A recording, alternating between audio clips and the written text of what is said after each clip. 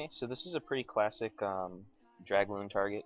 You can see here there's a pog ring, so the defenses in the core are surrounded by non-defense buildings, and it makes a ring around the base so that any kind of defense-led troops are going to go around the base instead of going to the middle.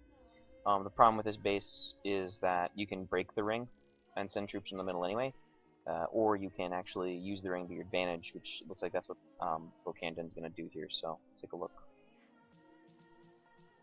Okay, so really smart putting the dragons on the builder huts. Make sure you don't have to go back to clean those up. I really like what he's done with the funnel here. I think he's a little bit premature in dropping all of his dragons here, because you have to make sure these side defenses go down first. So, yeah, and the balloons are dropped at a poor angle. I would have dropped the balloons right in the middle of the dragons, not at the angle that they were dropped. That being said, the pathing worked out quite well on the balloons. So good heal and rage placement in the core, good usage of the rage to bring the balloons into the core. Yeah, absolutely just gutted this base. And you know, when you finish when you finish gutting the core and you have this many dragons left, that's when you know, yeah, this is gonna be a 3-star raid. He's even got his balloons going around doing double duty for him. So the king probably gets dropped on one of the builder's huts in the corners at this point, since he's not really needed to tank for the dragons. At least that's what I would use him for.